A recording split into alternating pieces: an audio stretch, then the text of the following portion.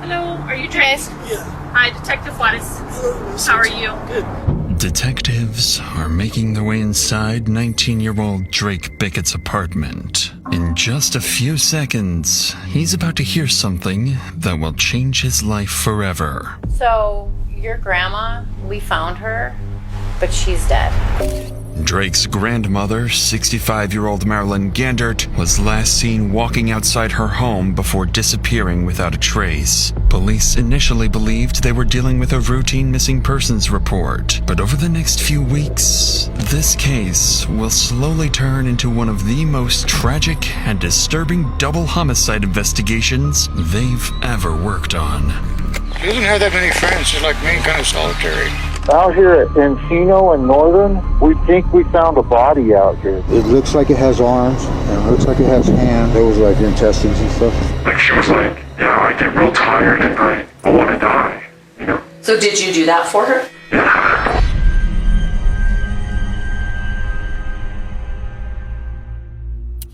It's around 2 p.m. in the afternoon when Albuquerque police receive a routine welfare check call. Unknowingly, this marks the first clue in one of the most gruesome and twisted mysteries the city has ever seen. Albuquerque Police, how can I help you? I'm at my sister's house, and she's not here. I haven't been able to get a hold of her, and she usually gets back to me because I call her every morning and night. And what's your sister's name? Marilyn Gandert. Well, her vehicle's here, and that's how she travels. I mean, I'm getting worried now. Okay. It's not a good day. Following the 911 call, Officer Barnhill is dispatched to the address to check on Marilyn. When he arrives, he finds Marilyn's younger brother waiting outside the home. Neither of them have any idea what disturbing clues are waiting inside the house. I'm getting a little scared.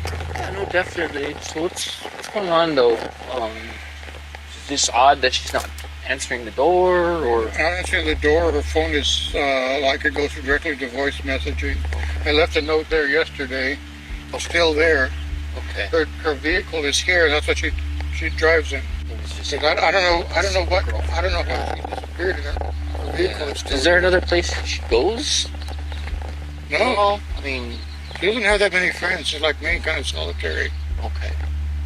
So now I'm getting really, really nervous. I left messages. I left her a note there yesterday, and it's still there. Okay. This is Harry Gandert, Marilyn's brother. He sounds genuinely worried for his sister, especially since she's the only family he has left. Harry goes on to explain that Marilyn is a postal worker who adores her dogs and would never leave them alone. They helped her cope with her grief after her middle-aged son Ryan took his own life 3 years ago.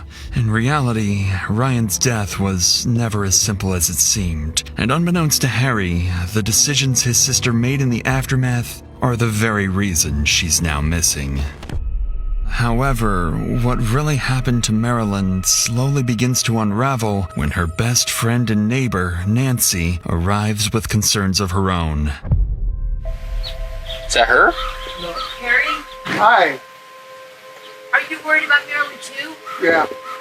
I haven't get a hold of her for a couple of days, and it's just not like her. No, it isn't. And I just did Taylor Ridge, and I'm glad to see her vehicle, but it's scary. So have you gone in? Did you have a key? No, I don't have a key. Do you have a key? No. No? Okay. But the dogs are barking. Did you not yet? I'm gonna go in the back and see if I can see anything, okay?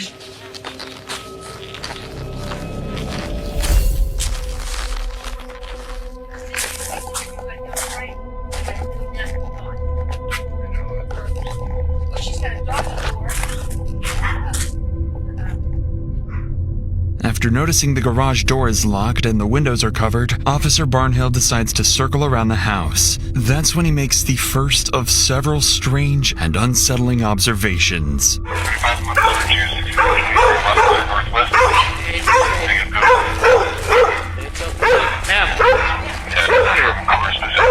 I'm gonna go inside, okay?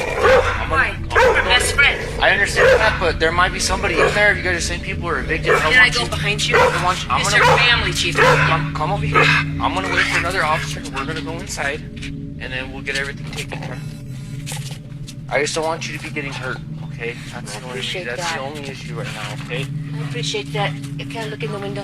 What's that? Can I look in the window? Yeah, that's fine. I just don't want you getting hurt, okay? Nancy appears restless, convinced that something is deeply wrong. Even though Officer Barnhill tries to reassure her, he can sense it too. Something isn't right. So before stepping inside, Barnhill radios for additional units to respond to the scene. And as more officers begin to arrive, they prepare to enter the house, fully expecting to find Marilyn's lifeless body inside. Not on the bed. Marilyn, this is Albuquerque Police. Her bed is made. Right, side by side to the right.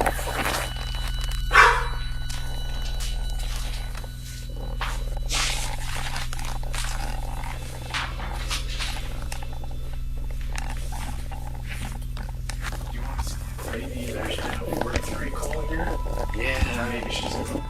because there's that. I don't know.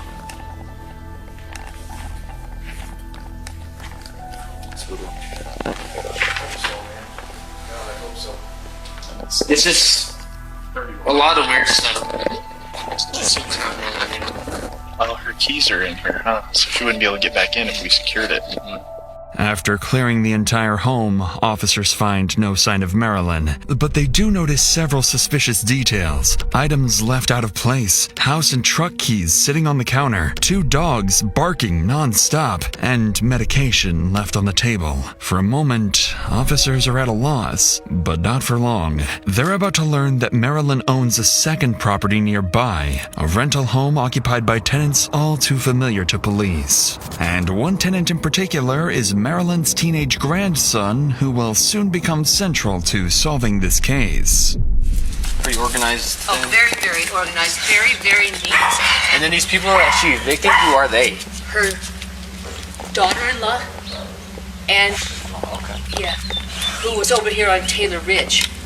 The house is right Yeah, over I know there. Taylor Ridge. Yeah, I very already well. went by there. Alyssa Bickett. Yeah, I know all that. Yeah, that's who she evicted. She evicted Alyssa? Yes, of course Drake was with them, but he once again trashed. Yeah, it's always. Yeah, I've been with Drake 10 times in the past 3 months or something. Our CIT detectives talk to him all the time. He just doesn't get the help he needs, and you can't force that on him most of the time. So Yeah, because he's an adult. when you went down to Taylor Ridge, was Drake and Alyssa there?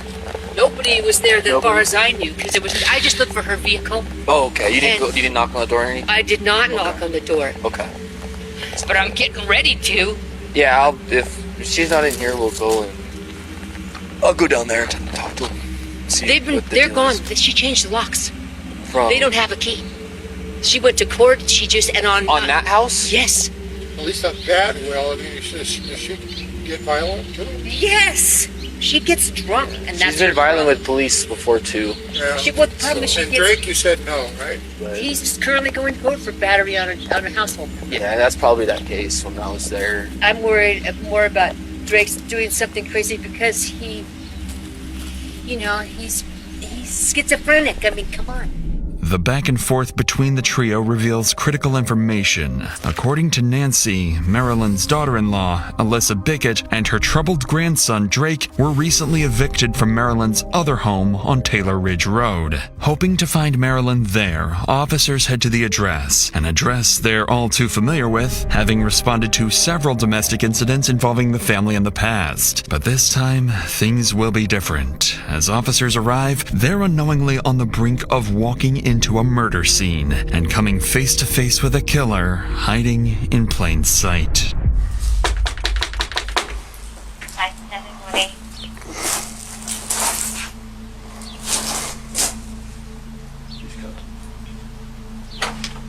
Hi. Hi, can you come on out a second? Yeah.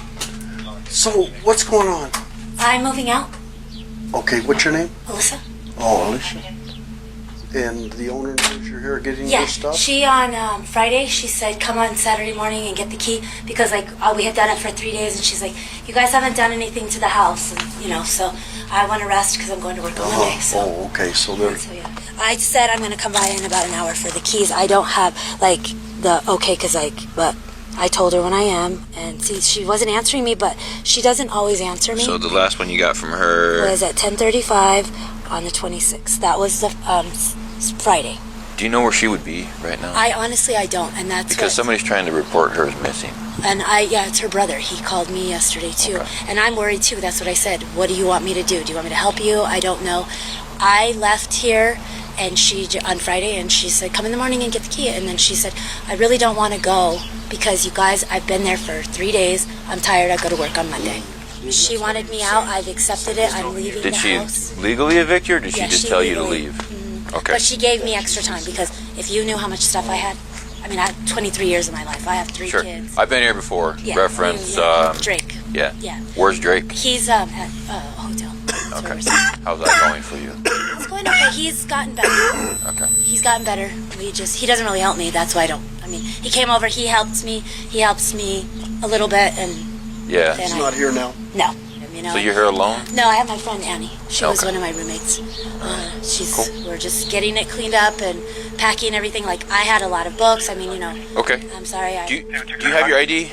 I'm just going to note that you were here and I spoke to you.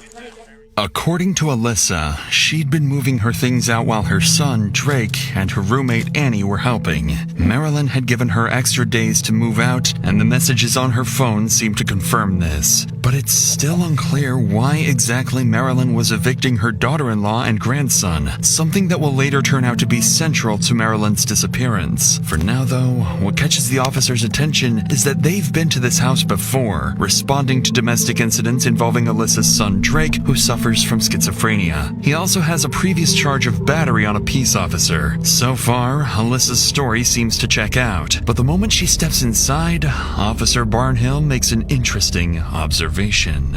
She says she just disappeared. She spoke to her on Friday. But did She's got a key. Did you see the scratches on her neck? Huh? What? She's got scratches on her neck. Well, she's moving now. 2-3 scratches on her neck from moving. I know I'm bleeding when I move. Well, this lady, this lady doesn't. Scratches like that. Yeah. She's what? I'd like to check the house. Thank you. Hi. Appreciate your cooperation. Thank you. Have a good day. Good luck moving. Thank you.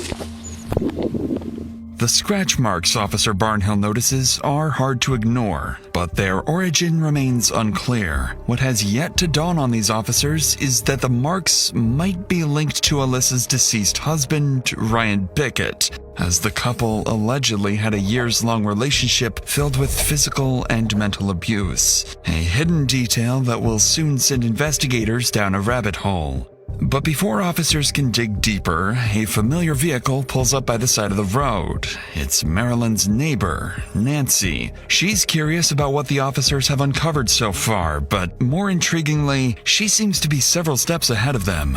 So we're not able to call the homeowner at this time. Obviously, she's being entered as missing as far as we know. She does have text messages saying for her to come get the key last Friday. And she would give her a little extra time to move her stuff out is what she's doing today. Come get the key on Friday. That is so not Marilyn. That's somebody texting from Marilyn's phone. And I don't know Marilyn. I do. 15 years I worked with her as a letter carrier at the post office. But let's hope that that's not the case, and hopefully Marilyn's just taking a mental break for a couple days. But no, that ain't it. Okay. All right, ma'am. We'll see you later.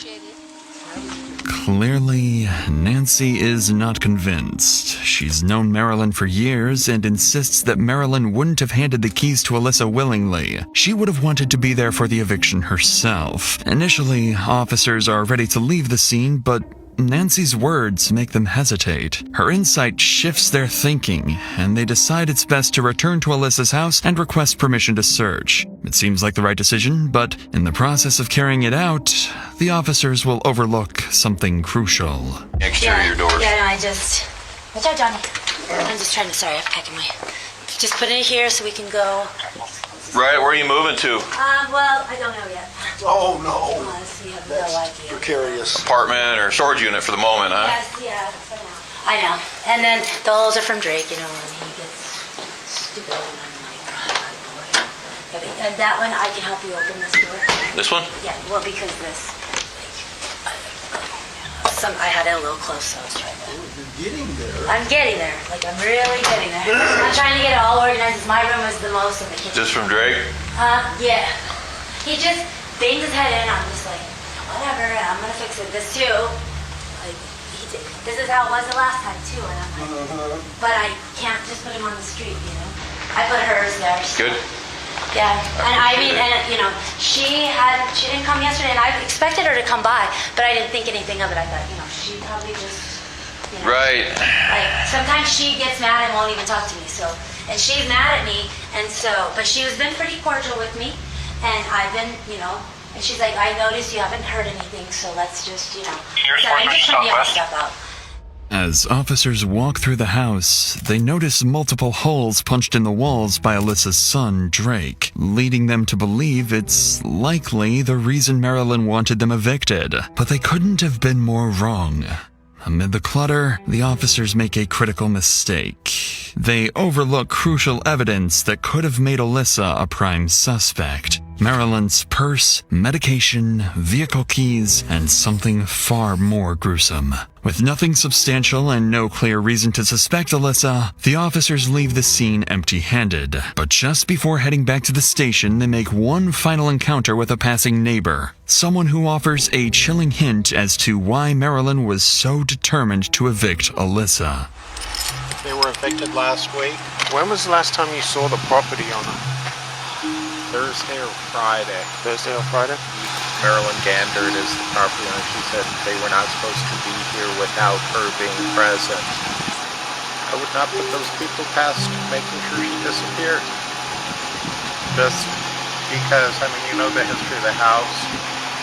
Alleged Russian roulette games. Needless to say, the neighbor's remark reveals even more concerning details. But with no concrete evidence, officers are left with little they can act on. So with all of the statements and information they've gathered, officers return to the station and pass it along to investigators, who spend the next couple days combing through files. What they uncover next is a twist no one could have anticipated. As investigators dig into Marilyn's inner circle, they quickly find themselves down a rabbit hole of potential double murder. It turns out that Marilyn's son, Ryan Bickett, who was also Alyssa's husband, had been allegedly playing Russian roulette inside that very house when he took his own life 3 years ago. Reports show that Ryan was allegedly abusive towards Alyssa, and the two had a tumultuous relationship leading up to his death. Investigators also learned that Marilyn had allowed Alyssa and her grandson Drake to continue living in their home, but only on the condition of paying rent. With Marilyn now mysteriously gone, detectives begin to suspect that Alyssa might be involved in her disappearance. They theorized that Alyssa could have been responsible for Ryan's death, and that, after years of enduring the ongoing abuse, Marilyn, out of compassion, allowed Alyssa to stay rent-free for some time. But when Marilyn started demanding rent, the tension between them escalated to a dangerous point. With this in mind, detectives now find themselves investigating a possible double homicide of a mother and her son. But with little more than speculation and no solid leads, the case remains an unresolved mystery. At around noon on January 27th, police in Rio Rancho, New Mexico, receive a call from a remote location. Sandoval County 911, what is the exact location of your emergency? Out here at Encino and Northern. Okay, and tell me exactly what happened. We think we found a body out here in a road, and somebody had put it on like a mattress or something and burned it. It looks like it has bones in it, and you can see intestines and guts, and I don't know. It's weird. Officers from the Sandoval County Sheriff's Office rush to the address, unsure whether what the caller reported is truly human remains. But the location is eerily deserted. A perfect dumping ground for bodies, and the very reason so many mysteries from miles away go cold, as this officer is about to discover. Go down to this first corner, take a right, take to the first road, take a left, and it's right there. What do you think it is? They burned it. It looks like a body to me. I don't know, man. It looks like it has arms. It looks like it has hands, and they're all curled up. and I don't know. It's like you could see bones out of the knees, and it looked like it had lips and teeth. And I didn't See like organs or anything like that? Yeah, there was like intestines and stuff. Any hair? I didn't see any hair. It looked like the head. It looked like it had clothes on it. There you go, sir. But I So, are you okay if we follow you that way? Yeah. Let's do that then. Okay. Yeah, follow. Oh yeah. This is Detective Myers, being led to what a witness claims is a charred body by the side of a deserted road. He has no idea just how brutal the scene awaiting him truly is, and that it holds the key to solving a mystery nearly 30 miles away. It's not real, it's creepy. I think it looks like it has lips and teeth in there. Okay. Okay. I don't know if it's real or. Yeah, it's creepy. Yeah, it looks like a burned body. It's got hair. It looks almost like a kid. I'm not gonna lie to you. It's like a really small son that's got I mean, I'll let you be the judge when you get out here, but from what I can tell, it's got hair, it's got a mouth, it's got intestines. It looks like a burned body. The body is completely unrecognizable, with organs exposed, and it appears to be a woman of small build. However, the couple who discovered the body noticed something else, something that would point to not one, but multiple twisted killers. Okay. And last night after I got home, it was real eerie quiet. Like After you got home at 1, there's nobody out here that you saw? no sounds, not even the coyotes howling. Yeah, you got pictures of him, just so we can differentiate Let them them. know that they did say that they saw footprints heading toward Encino. They did say they saw one. Like on the road? One set. They saw one set coming in and then one set going out. So I don't know. The treads looked like they could be tactical, but they were small. Like boots like this or Yeah. something? Okay. Well, again, guys, you guys are more than helpful. We appreciate it, and you're all good to go. Okay. Hope it's fake. Yeah, well, that's all we can hope for. So We'll see. Have a good one, folks. All right. Thanks. According to the witness, residents nearby noticed at least 2 sets of footprints, both looking like women's shoes. Officers secure the scene, record witness statements, and transport the body for autopsy. An almost impossible task, given the body's advanced state of decay. 72 hours later, the findings arrive. Tragically, the woman by the side of the road has been identified as a resident of Albuquerque, none other than the missing 65-year-old Marilyn Gandert. The identification was made through dental records, confirming the worst fears of those searching for her. Immediately after this revelation, the Sandoval officers make an urgent call to Albuquerque police to inform them. Upon receiving the news, investigators immediately start to seriously consider the double homicide theory that Alyssa killed her husband 3 years ago and now her mother. Investigators didn't know it at the time, but they haven't even uncovered the worst part yet, because one final twist was waiting, something they never could have seen coming. After the tragic discovery, investigators become convinced Marilyn's daughter-in-law is involved in the murder. But with no concrete evidence yet, they decide to keep Marilyn's death secret while they investigate further. To get some hard proof, detectives decide to visit Marilyn's brother Harry, the man who reported her missing and who's been looking for her for days. When they arrive at his house, they have no choice but to break the tragic news to him. Are you Harry? Uh-huh. Hi, I'm Detective Apodaca. I've spoken with you on the phone. Yeah. Let me get my shoes on and talk to you outside. Okay, would you prefer we come inside? It's a mess. It's fine. Can you lock up the dogs, though? Yeah, let me put them somewhere. Yes, if you would, please. Come on, doggies. Come on.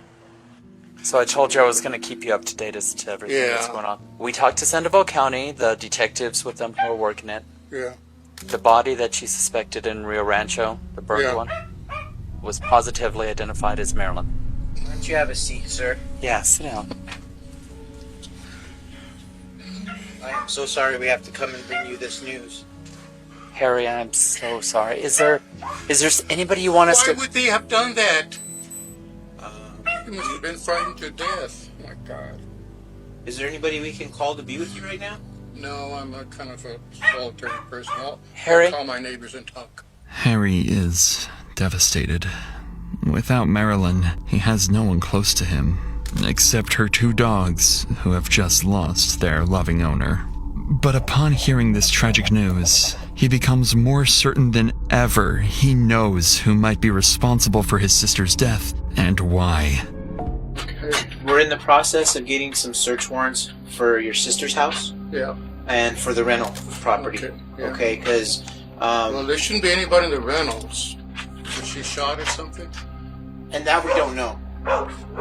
All we know is that they positively ID'd her, and I believe it was through dental records. So I believe they're still doing their investigation too. And her belongings are probably not there, or no, you don't know where they're at. Right? Don't know. So we're gonna try to get the warrants done tonight, if possible. Did she ever make any statements in the past about wanting to harm herself at all? And she never attempted to harm herself or take her own life or anything? No. Never talked about it? I guess, the only thing I can think of is the eviction thing. I can't think of any other reason why they would have done something. And Detective Juarez is going to look at everything. She's not going to leave any stone unturned. She's the last person who would have thought anything else would happen. That's the movies, or drug dealers or something like that. People think that Lisa lies all the time, and she would promise to pay the rent and didn't. And she just got tired this time, and I told her, well, maybe you should evict her. I don't know what I could have done. I mean, I always wanted her to either move over here or There's nothing you could have done, sir. It's one of those things. Lisa would be the person I would kind of talk to see who could have been really bad. Harry blames himself for telling Marilyn to evict Alyssa, fearing that decision may have sparked the chain of events that ultimately led to her death. Following this, officers urgently moved to secure a warrant for the rental property, officially placing Alyssa at the center of their investigation as the primary suspect. At the same time, detectives decide to visit someone else, someone very familiar to Marilyn and law enforcement, her grandson, Drake. He'd been staying with his mother, Alyssa, when Marilyn went missing, but is now living with his girlfriend, Nikki, at a hotel, an address officers obtained from Alyssa during the welfare check. From past encounters, officers know Drake suffers from schizophrenia and has a history with police, but they don't suspect him to be involved. But that won't be the case for long, because when detectives arrive at this apartment, they'll quickly realize Drake knows far more than they do.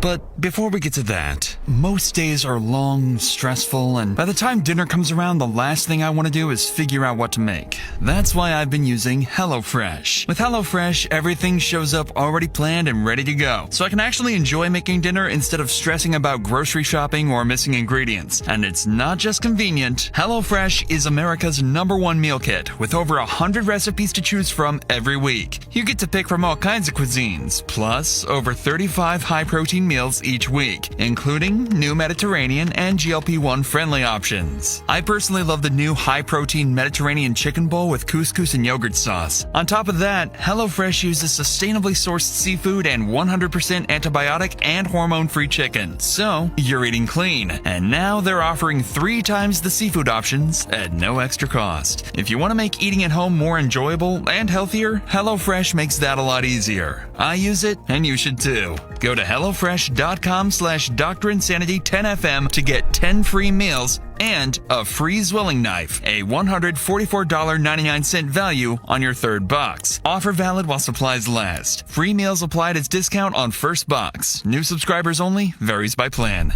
With that said, let's get back to the investigation, where detectives are about to speak with Marilyn's grandson and quietly pick up on something he doesn't want them to know. So this is Detective Jody Gutterman. Hello, nice to meet you, Hi, Jody. you too. So what is your name? Drake Bickett. Drake Bickett. Yes. When did you, so you moved out about a week ago? Yeah, I moved out about a week. Who did you live with? I lived with my mother. So why were you guys moving out? We were What's the moving out situation? because my grandmother was kicking us out. Well, that's what my mother told me. How did that make your mom feel? Oh, she was pretty upset. Yeah. She was really upset. Okay. What'd she tell you? She was just like, I don't know where I'm gonna stay and stuff like that. Your grandma, we found her, but she's dead. Where at? Well, we believe that It's suspicious. Okay, we think someone killed her. When? And I'm really sorry. Okay. How does that make you feel? What makes you feel sad? So she's murdered? Or like, she's just dead? No, someone murdered her. Like, why? Well, that's what we want to know. Because I had just gotten over depression over my dad dying. Yeah, and I can tell you that Mom's story isn't matching up. No. With your story or Nikki's story. And with... Totally off. Yeah. Okay, is she okay? Your mom? Yeah, she's fine. She's being taken care of. Drake's reaction is hard to miss, and investigators can sense something is off. His pupils are dilated, leading them to suspect he's on drugs. But his reaction is hardly convincing, and it's clear there's something he's hiding. Despite their growing suspicions, there's no solid evidence to prove Drake is involved, so detectives leave the apartment for now. Later that night, confirmation comes through. The search warrant has been approved. Police immediately rush back to the rental property, hoping Alyssa hasn't had enough time to destroy crucial evidence. But this time, they'll find her waiting for them, and she's far less cooperative than before. Hi, how are you? Good, how are you? Good. Good. You mind if I step out for me? That's fine. Okay. Is there anybody else in the house with you? All right. Step out for me. Okay. Okay. So this is the situation. Okay. First off, we're investigating the disappearance. I believe it's your mom. It's my mother-in-law. Your mother-in-law. Okay. And we actually have to secure the house. Okay, I'm just trying to get all my stuff out. Okay. Like, All right. So unfortunately, I can't let you go back inside. I have things in there. Unfortunately, I can't. Yeah, I need my phone to let them know. Okay. Unfortunately, like I said, You're not going to let me get it? I can't. No, that is not right. Well, I have no. So listen, why don't can you talk to me first, and then maybe we can. But that's not fair. Okay. Would you be more comfortable to do this in my car where it's warm? You good? I mean, my jacket, I could get it. I'm not. Okay. How many people live here with you? It was me, Nikki, Annie, and Drake. Drake is my son. Now, you mentioned that she was mad at who? She was mad at Annie. She's mad at all of us. She was mad at Annie because she didn't like her being here because she says she didn't pay rent. Marilyn was yelling at us, and then Marilyn said, I ought to just die because, nobody wants me anyway. I mean, she blamed me for my husband dying. So, Okay, yeah, how'd that make you feel? It makes me feel like shit. Like, it makes me sad. Right. That pissed me off. Well, I wasn't really, I'm mad at her, for that. But well. It makes me sad. I'm not going to do anything. I don't care. Right. I just, Right. I know, but I know that's what you guys are trying to get at. No, and I didn't do anything. No, I'm not saying that. I'm saying it would irritate me too that she let you guys live here and then just drop the ball, say, hey, I want you to pay freaking rent. Yeah. Like, hey, But, where's the discussion? Yeah. Do you have anything to do with her disappearance? No, I don't. Okay. As suspected, Alyssa's reaction confirms what detectives have been theorizing. The real reason Marilyn evicted Alyssa was tied to her husband Ryan's untimely death. Alyssa herself just admitted that Marilyn had been blaming her for it, which sparked multiple heated arguments between them. But despite her growing anger, Alyssa still has no idea that her mother-in-law has been found brutally murdered. And even though detectives have shown up with a search warrant, she strangely doesn't ask them any questions about Marilyn's whereabouts. Instead, she seems far more focused on retrieving certain items from the house, things she knows, when discovered, will ruin her life and the lives of 2 others forever. So she says. This is the Albuquerque Police Department. Make your presence known. Make your presence known now.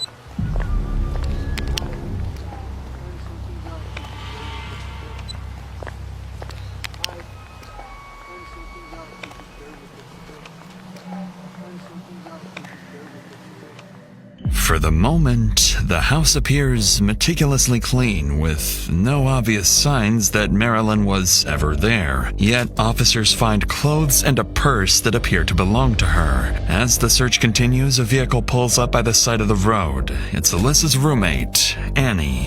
When an officer approaches to speak with her, it quickly becomes clear she knows something terrible has happened, but has no intention of sharing it with them.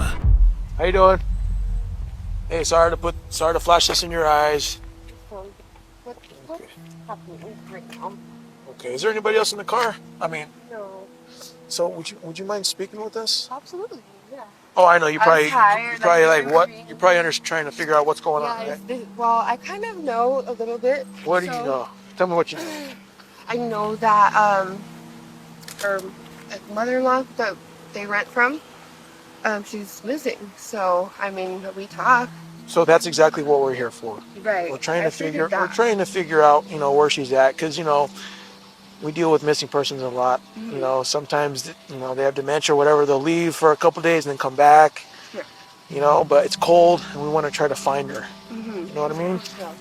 I do know that she has blamed me for them not paying rent, and I mean she's came at me, but we have talked very well before. Also, that's what I know about her. She's talked with me good, and she's attacked me like viciously and here. So. When you say attacked viciously, what? Like she was like screaming, and I'm like, I'm not trying to disrespect you. Like we're moving out. Mhm. I feel like Alyssa's being attacked right now by this is crazy. Like this is nuts. Well, unfortunately, we got to do a search warrant in the house. Of course, yeah. She's listening to you. By all means, I will cooperate with you. It seems like Annie is more cordial than Alyssa, but still clearly annoyed by the heavy presence of police. Ironically, this officer is unknowingly standing next to the very person who will end up solving Marilyn's murder. For now, though, police inside the house continue the search, and that's when one officer spots something. A tiny speck of blood on the wall and carpet gives police reason to suspect that Marilyn may have been murdered inside this house. Officers move quickly to secure the scene and send the evidence to the lab for DNA analysis, and prepare to inform Alyssa that her mother-in-law is dead, and that she's the prime suspect in her murder. Where stories doesn't match. That's trying to make sure they're not that's what's going on. This officer's going to transport you there. You're going to meet with another detective, and we're going to sit down and have a chat, okay? After Alyssa is arrested, her roommate Annie is also taken into custody after officers searched her car and discovered bloodstains inside, raising serious concerns about her involvement. At the same time, officers rush to the hotel where Drake is staying, and he's arrested on suspicion of being an accessory to murder. With all three suspects brought into the station, they are immediately separated as the detective prepares to interview each one. The strategy is simple: find inconsistencies in their stories and provoke a confession from at least one of them. Because Alyssa is the prime suspect, detectives decide to start with her. She's the one they believe killed Marilyn, and they're quietly suspecting her involvement in her husband's death as well. So when detectives sit down with Alyssa, they think they're on the verge of capturing a potential double murderer. Do you know why you're here today? They told me because Marilyn died. I didn't know she died. Okay, so it is true that Marilyn is deceased. Okay, how do you know Marilyn? She's my mother-in-law. Mother-in-law. Okay. I don't know how to say it. It was my husband, but he passed away. It was his mom. So am I correct by saying that eventually you guys were evicted? Yes, we were. Okay. How did that come about? Because we weren't paying. I'm confused. I don't want to talk anymore. I don't want to even be here. How come you're so upset right now? Because she's gone and I didn't know this. And I'm sorry. It's like, and then I'm here being accused of I don't even know what. Some evidence has come to light that isn't faring very positively in your favor. Okay, so that's why I wanted you to come in and speak to us and give us your side of the story, because this is probably going to be one of your only opportunities to do that. Would there be any reason that we will find Marilyn's blood in Annie's room? I don't know. No, there would be no reason. I don't know. Marilyn is taking things off the walls. So for me, I'm like, Marilyn, please stop. So I don't know. Is there going to be any reason if we pull that carpet up in that house, that there's going to be any of Marilyn's blood on the carpet underneath? Now keep in mind, even if there's blood on the carpet and you use the carpet cleaner to clean it, that blood is still going to be there. It's going to seep through the carpet. I know. I understand that. That should just be a yes or no answer. That's not No, there shouldn't be any. Okay, well there is. Okay. So you're the renter of the home. You were the last person in the home. Doesn't that seem a little suspicious to you? Well, I don't know. I haven't And now done she's anything. missing Well, and I haven't deceased? done anything. I don't know of anybody doing anything. So We haven't done anything to her. Who cleaned up the blood in the hallway? You guys didn't do a very good job on the walls because there's still blood spatter on the walls. Okay. Very small, but you didn't do a very good job because we were able to locate it. I'm not talking anymore. So, I know you said I have that right. You do have that right. So I will get an attorney. Clearly, Alyssa is shaken by the accusations and abruptly refuses to say anything more. In reality, this is the smartest move she can make, especially since detectives are already armed with stacks of evidence and a growing list of contradictions. Contradictions like how she initially claimed to have seen Marilyn on Saturday morning, but that would have been impossible as Marilyn's body was found Friday night. On top of that, Alyssa has no explanation for the bloodstains found inside the house. But even though Alyssa shut down the interview and asked for a lawyer, investigators still believe they have their killer. But that won't be the case for long, as they move on to speak with the other two remaining suspects. When investigators sit down with Alyssa's son Drake, they expect the same denials, but Drake is about to do the complete opposite, and he has a very unusual twist in store for everyone. So just to let you know, I'm not here on the warrant. Okay. Okay. I'm here on the situation that happened with your grandma. Okay. Okay. So that's what I want to talk to you about. Okay. How she's missing? Yes. Okay. I don't necessarily know what's going on with that other warrant of yours. I know I had heard that you'd failed to appear in court, so they issued you a warrant. And I don't know what that warrant was for. Okay. So I want to talk to you about your grandma.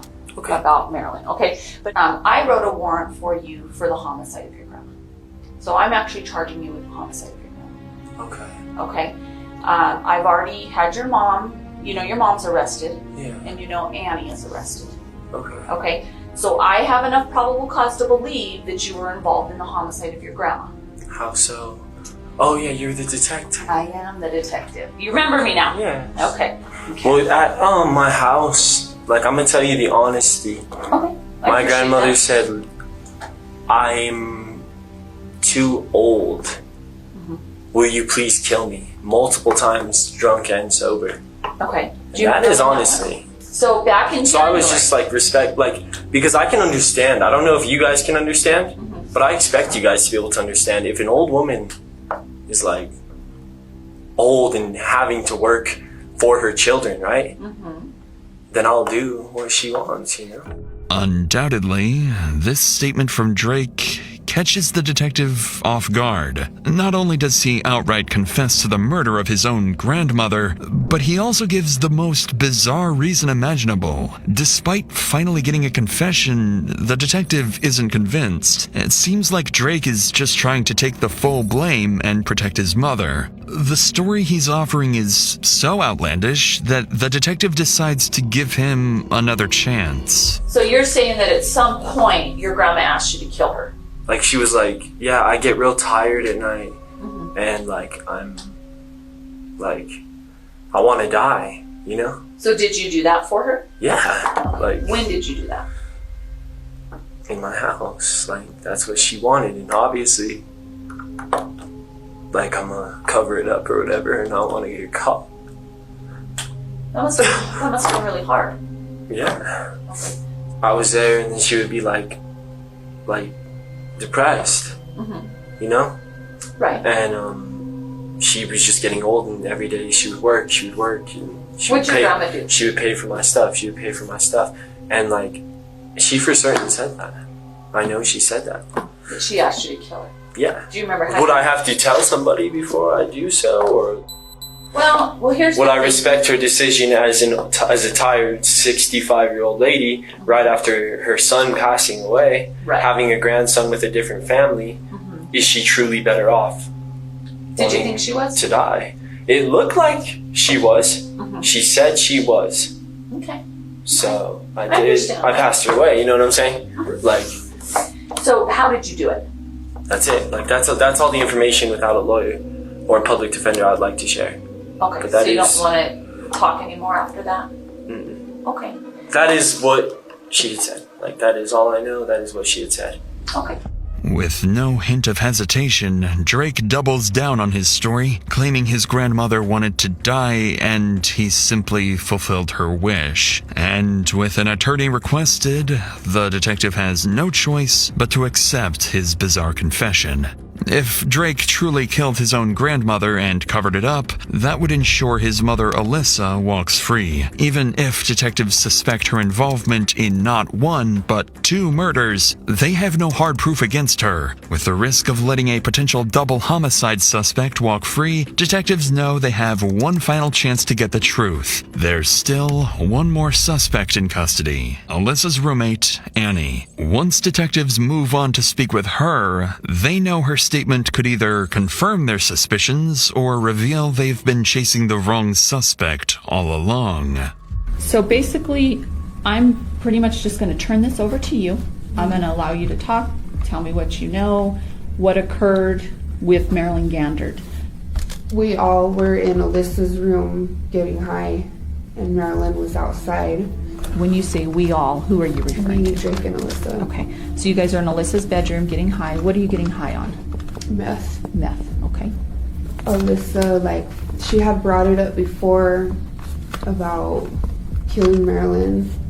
I thought she was joking. And then I was playing music, walking around the room. I opened the door and I kind of she just told me when she nods, because she would pretend that she was the Don, like the Godfather.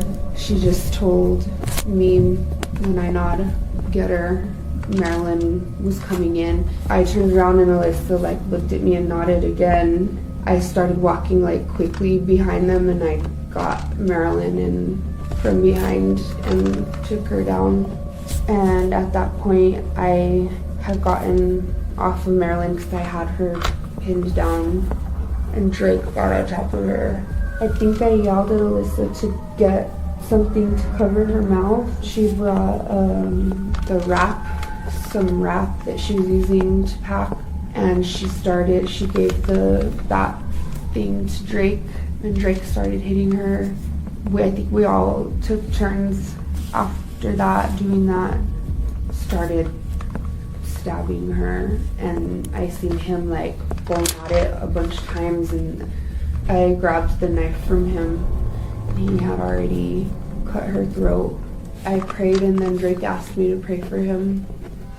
In an unexpected stroke of luck, Annie gives detectives exactly what they hoped for, a full confession of what truly happened to Marilyn. With this breakthrough, all 3 suspects are charged with open counts of homicide, giving police time to investigate further before determining the degree of murder. During this time, detectives receive DNA evidence from bloodstains collected at the rental house. The DNA matches Marilyn's, providing the final missing piece to solve this case. Investigators conclude that Marilyn's death was a coordinated, premeditated murder carried out by Alyssa, her son Drake, and roommate Annie. They determined that Marilyn was beaten to the ground by Annie before Alyssa struck her in the head with a small club. Then she was stabbed nearly a dozen times in the neck by her own grandson Drake. The killer trio then transported her body to a remote location in Rio Rancho, where they set her body on fire, hoping to destroy any evidence.